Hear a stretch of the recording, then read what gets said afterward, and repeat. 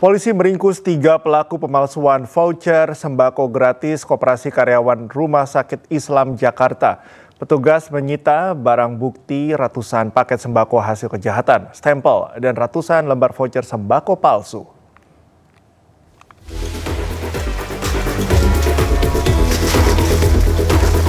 Sebuah rumah milik SN wanita berusia 32 tahun di Jalan Pulau Jahe, Jatinegara, Cakung, Jakarta Timur digeledah aparat Reskrim Polsek Cempaka Putih, Jakarta Pusat. Dari dalam rumah, polisi mendapati ratusan paket sembako dan stempel palsu. Polisi kemudian melanjutkan penggeledahan di rumah kakak kandung dan kakak ipar pelaku berinisial SW dan MD di Jalan Rawat Ternate, Cakung. Hasil kembali didapati barang bukti puluhan paket sembako dan ratusan lembar voucher sembako gratis palsu. Aksi terbongkar setelah adanya laporan dari pihak Koperasi Karyawan Rumah Sakit Islam yang curiga dengan penukaran voucher sembako gratis oleh pelaku MD dalam jumlah besar. Para pelaku mengaku aksi telah dilakukan sejak November 2024. Barang-barang sembako itu ditukar, setelah itu dikumpulkan. Dan ada yang dipergunakan sendiri dan dijual. Islam itu memberikan voucher bagi masyarakat atau warga yang berobat di rumah sakit tersebut untuk nakes. Nakes 50, pasien 50. Kini polisi masih melakukan pengembangan kasus karena para pelaku yang diamankan masih dalam pemeriksaan. Akibat aksi pelaku, pihak rumah sakit alami kerugian mencapai hingga puluhan juta rupiah. Dari Jakarta, Rani Sanjaya, iNews melaporkan. Pemirsa, pasca ancaman teror bom oleh 2 pria, polisi memperketat pengamanan di sekitar Mapolres Pacitan. Hingga Sabtu malam, jalan raya depan Mapolres Pacitan masih ditutup total. Akses keluar masuk diperketat, tamu dan kendaraan diperiksa intensif. Kapolres Pacitan AKBP Ayub Diponegoro Ashar, proses penyidikan terhadap 2 pria yang telah ditetapkan sebagai tersangka terus dilakukan. Kedua tersangka beserta barang bukti 1 pucuk senjata api jenis airsoft gun telah dilimpahkan ke Polda Jawa Timur.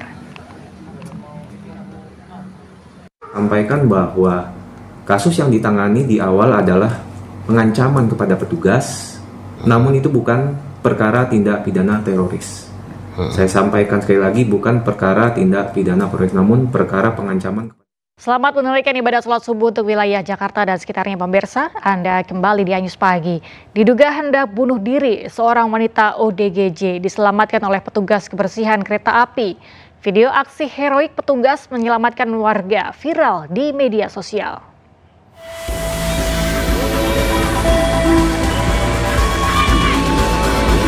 Pria berbaju biru ini terus berupaya menarik dan menahan seorang wanita yang berada di pinggir rel kereta api yang hendak berlari ke arah kereta api yang hendak melintas. Nampak salah satu kaki wanita tersebut sudah berada di atas rel. Wanita berpakaian lusuh yang diduga merupakan ODGJ ini mencoba mengadang kereta. Pria ini pun akhirnya berhasil menarik korban beberapa saat sebelum kereta melintas. Diketahui pria penyelamat tersebut merupakan seorang petugas kebersihan stasiun kereta api Lubuk Buaya, Padang, Sumatera Barat, bernama Diva Siswanto. Aksi heroik petugas kebersihan ini pun viral di media sosial dan mendapat pujian dari masyarakat dan netizen. Juga suasana penumpang di sana juga ada yang berteriak dan lain sebagainya, namun terduga ODGJ tersebut tidak menghiraukan adanya panggilan dan teriakan daripada penumpang di sekitar shelter tersebut, dan dengan sigap petugas kereta api, petugas kebersihan kita mendekati dan menyelamatkan ODGJ tersebut. PT KAI memberikan apresiasi kepada Diva yang telah menyelamatkan warga dari aksi bunuh diri di rel kereta api. Dari Padang, Sumatera Barat, Budi Sunandar, iNews melaporkan. Tak ada akses jalan, warga swadaya menandu jenazah di desa Todoboe, Luwu Utara, Sulawesi Selatan. Warga harus menandu jenazah sejauh 25 km dan melewati medan ekstrim. Jaga. Tenang. Sikap.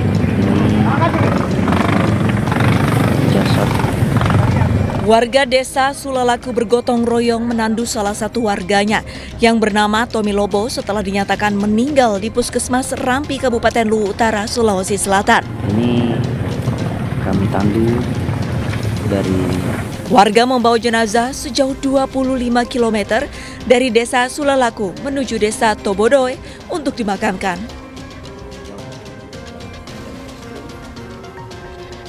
Tidak ada akses jalan darat, warga harus melewati jalan setapak bertanah, menerobos arus sungai, hingga melintasi celah tebing yang sempit. Jarak yang ditempuh memang 25 km dengan akses yang sangat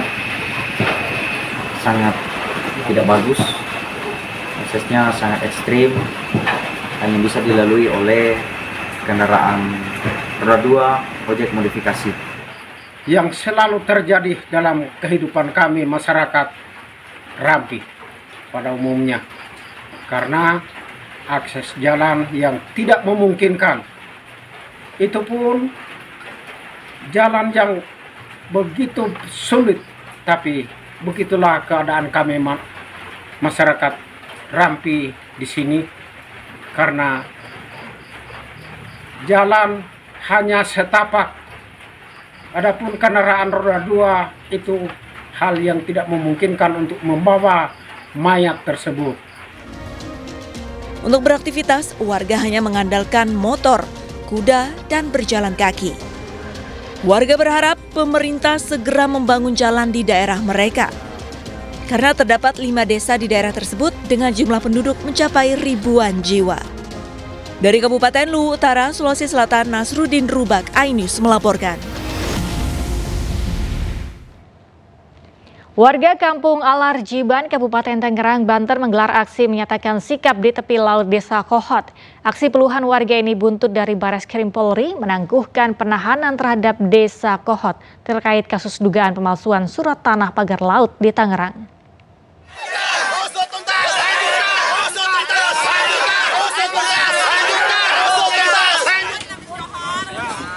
Sambil meneriakan yel-yel usut tuntas dan lanjutkan, puluhan warga di Kabupaten Tangerang, Banten menggelar aksi di tepi laut.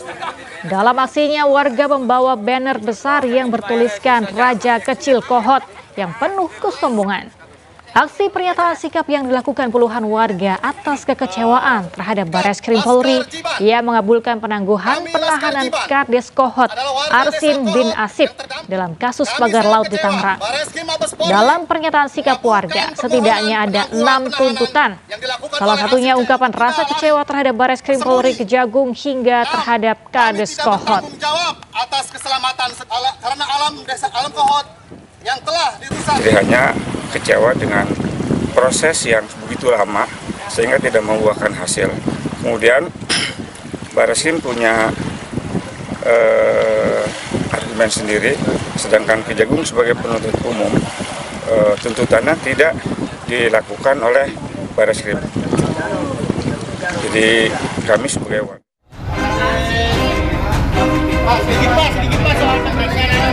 Sebelumnya, Kepala Desa Kohot Arsin bin Asip bersama 3 orang lain ditahan di Bareskrim pada 24 Februari 2025. 2 bulan berlalu, penyidik Bareskrim menangguhkan penahanan 4 orang ini karena telah habis masa penahanannya dan terbentur pemberkasan di Kejaksaan Agung.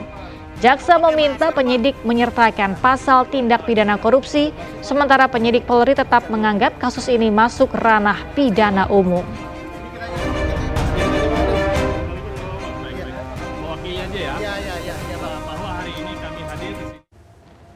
Ke informasi lain pemirsa, mantan Menteri Kelautan dan Perikanan Susi Pujiastuti kembali menyuarakan kepeduliannya terhadap kondisi lingkungan, khususnya laut dan pantai Pangandaran, Jawa Barat. Lewat unggahan emosional, ia menyoroti tumpukan sampah yang mencemari pantai saat akan mengajak anak-anak berenang di hari libur sekolah. Dirusak, diambil bibit-bibit lobster pakai alat-alat seperti ini. Manusia itu kenapa merusak? Nih, semoga lebih besar lagi ombak menggulung hal-hal seperti ini dan membawa sampah semua ke pinggir kembali. Melalui akun Instagram pribadinya, mantan Menteri KKP Susi Pujiastuti mengaku marah karena pantai Pangandaran, Jawa Barat dipenuhi sampah. Padahal ia bertujuan mengajak anak cucunya berenang, namun malah disuguhi sampah yang berserakan di pantai hingga membuatnya merasa kesal. Ia mengingatkan bahwa sampah-sampah yang dibuang sembarangan, baik dari rumah, jalanan maupun tempat wisata, pada akhirnya akan bermuara ke laut. Dalam video berdurasi 1 menit 43 detik tersebut, Susi membersihkan sampah di pinggir pantai Pangandaran. Tak hanya soal sampah, Susi juga mengecam praktik ilegal seperti pengambilan benih lobster menggunakan alat-alat yang merusak ekosistem. Ia berharap agar ombak yang lebih besar bisa menggulung semua kerusakan tersebut dan menyadarkan manusia akan akibat dari perbuatannya. Susi Pujiastuti sendiri dikenal sebagai tokoh yang vokal dalam isu-isu kelautan dan lingkungan. Seruannya kali ini kembali menjadi pengingat keras akan pentingnya menjaga laut sebagai sumber kehidupan dan warisan bagi generasi mendatang. Dari Pangandaran, Jawa Barat, Irfan Ramdiansyah, iNews melaporkan. Danjen Kopassus Mayor Jenderal TNI John Afriandi meminta maaf kepada publik dan satuan Ihwal adanya sejumlah anggota yang berfoto dengan Ketua Umum Ormas Grip Jaya Hercules. Danjen Kopassus berjanji akan melakukan pembinaan kepada anggotanya.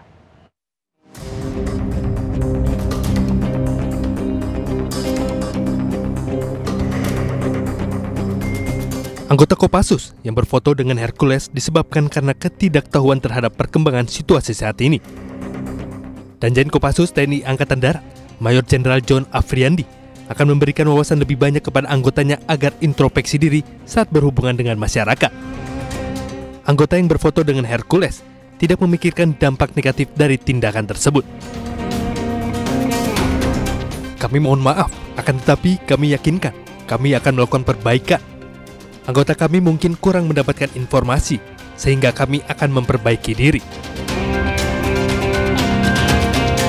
Sementara belum ada tanggapan dari Mabes TNI terkait adanya anggota Kopassus yang berfoto dengan Hercules. Tim Liputan iNews melaporkan. Pasca adanya peristiwa pembakaran 3 mobil polisi di kawasan Harjamukti, Cimanggis, Kota Depok, Gubernur Jawa Barat Deddy Mulyadi menyebut negara harus melawan tindakan premanisme. Namun akibat ucapannya tersebut, pimpinan Ormas Grip mengultimatum orang nomor 1 Jawa Barat itu. Premanisme harus semakin susut bila perlu sampai 0. Pasca adanya peristiwa pembakaran 3 mobil polisi di kawasan Harjamukti, Cimanggis, Kota Depok, Gubernur Jawa Barat Deddy Mulyadi menyebut negara harus melawan tindakan premanisme bila perlu sampai 0. Deddy Mulyadi juga telah berpesan kepada warga di lokasi untuk tidak membuat kegaduhan serta harus menjunjung tinggi adat istiadat. Dan dipastikan juga bahwa premanisme harus semakin susut bila perlu sampai 0. Zero premanisme, dan kita tidak bisa melakukan kebijakan itu sekaligus hilang karena tantangan pembangunan ini berat. Manusia sudah multicultural di Depok ini, kemudian jumlah manusianya banyak, ada yang punya KTP Depok dan banyak yang tidak punya KTP Depok, kemudian ada yang punya rumah, ada yang tidak punya rumah, dan kita mencari solusinya. Dengan saya tadi sudah titip pesan pada warga yang di sana, pokoknya di sini tidak boleh bikin kegaduhan, tidak boleh bikin hal-hal yang bersifat rusuh. Harus menjunjung tinggi adat dan istiadat masyarakat Jawa Barat yang mengedepankan semangat sili asasi. Sementara juru bicara Organisasi Kemasyarakatan Gerakan Rakyat Indonesia Bersatu atau GRIP menyebut ucapan Gubernur Deddy Mulyadi bisa menyebabkan konflik di masyarakat dan mengultimatum Gubernur Jawa Barat tersebut untuk tidak bermasalah dengan ormas pimpinan Hercules itu. Kang Deddy, pesan ketua umum kami, ya, kami tidak pernah ganggu Anda, ormas lain juga tidak pernah ganggu Anda. Jadi jangan ganggu ormas dan jangan ganggu kami. Ini warning, peringatan agar jangan terjadi kekacauan karena Anda penyebab. Kami sudah sampaikan, GRIP ini mandiri. Sejak zaman dulu sudah ada kejahatan.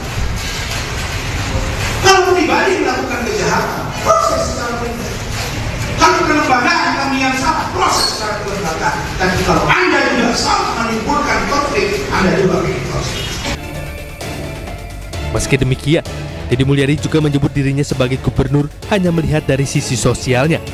Selebihnya jika memang ada campur tangan dari ormas tertentu, maka hal tersebut merupakan tugas dari Satuan Tugas Gabungan TNI dan Polri. Dari Depok, Jawa Barat, Iyung Rizky, iNews melaporkan.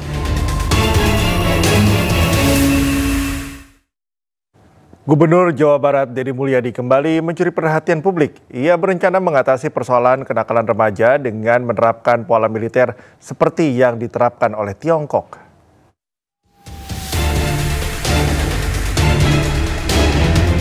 Melihat keberhasilan penerapan pola militer untuk mengatasi persoalan kenakalan remaja oleh Tiongkok, Pemprov Jawa Barat akan menerapkan hal serupa khususnya di Kota Depok.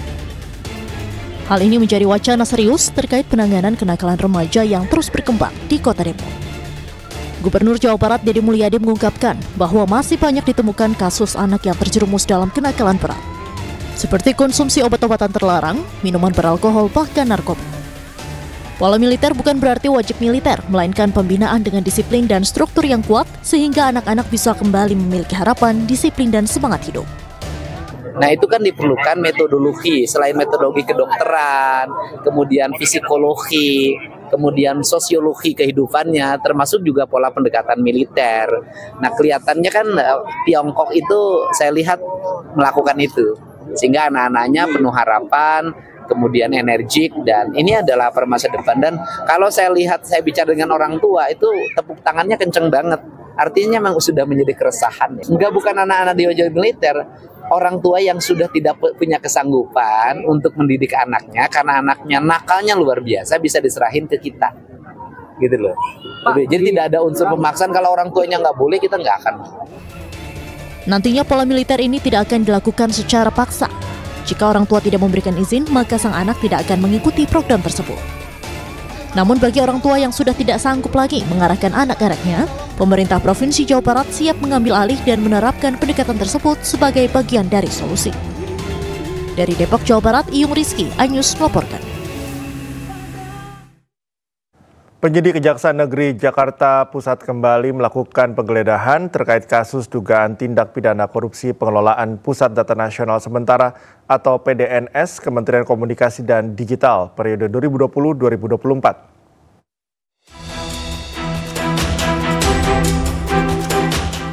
Tim penyidik pada bidang tindak pidana khusus Kejaksaan Negeri Jakarta Pusat kembali melakukan penggeledahan dan penyitaan terkait kasus dugaan tindak pidana korupsi pengadaan barang jasa dan pengelolaan Pusat Data Nasional Sementara atau PDNS pada Kementerian Komunikasi dan Informatika tahun 2020 hingga 2024. Penggeledahan dilakukan di beberapa tempat di Kabupaten Tangerang Selatan, Jakarta Pusat, dan Jakarta Timur. Di antaranya ialah PT STM BDX Data Center, kantor PT AL Gudang atau Warehouse PT AL, serta di rumah saksi yang diduga terkait dengan perkara. Dari penggeledahan ini, penyidik menyita sejumlah dokumen yang berkaitan dengan pengadaan PDNS. Ada barang bukti elektronik yang disita guna penghitungan kerugian negara dan pembuktian di persidangan.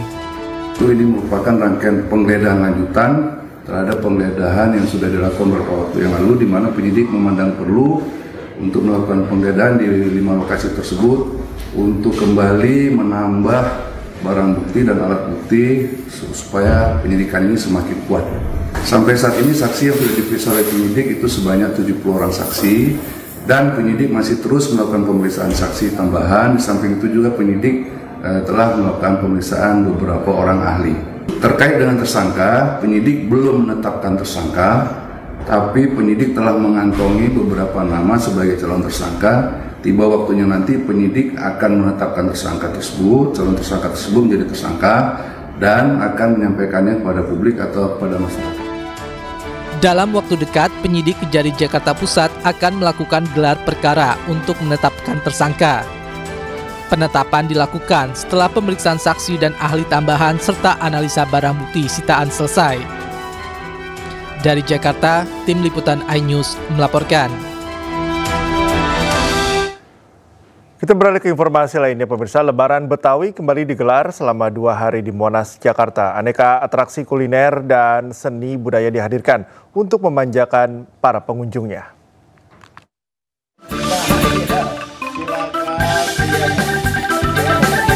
Seserahan ini bukanlah rangkaian adat lamaran atau pernikahan seseorang.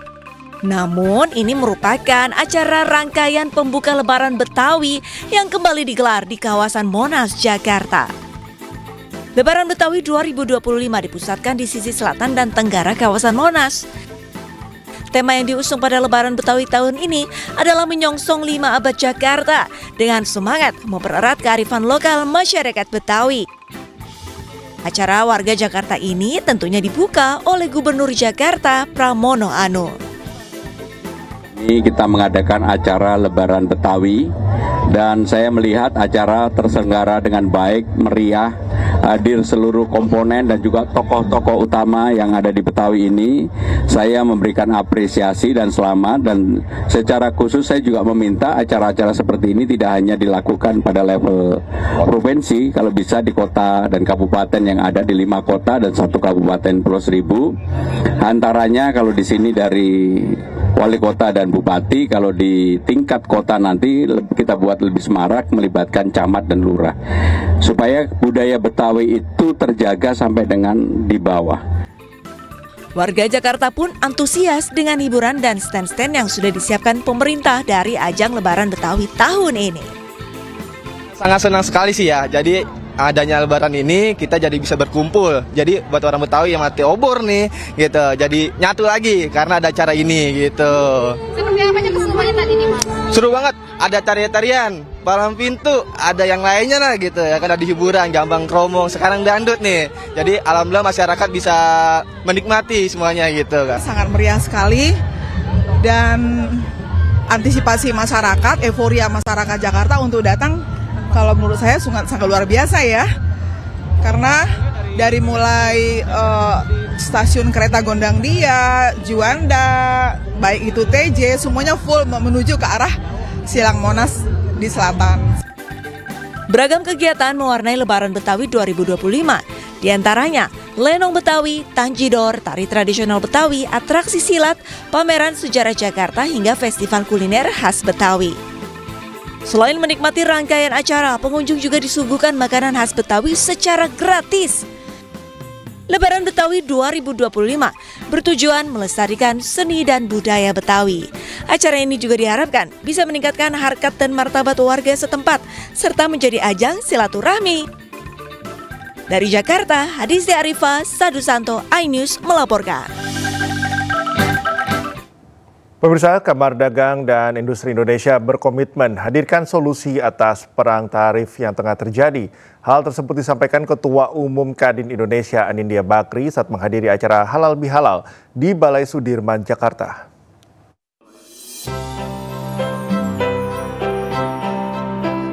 Ketua Umum Kadin Indonesia Anindya Bakri bersama Waketum Kadin Indonesia Korwil Kalimantan yang juga Sekjen DPP Partai Perindo Andi Yuslim Patawari menghadiri Halal Bihalal Kadin Indonesia bersama sejumlah pengurus dan anggota.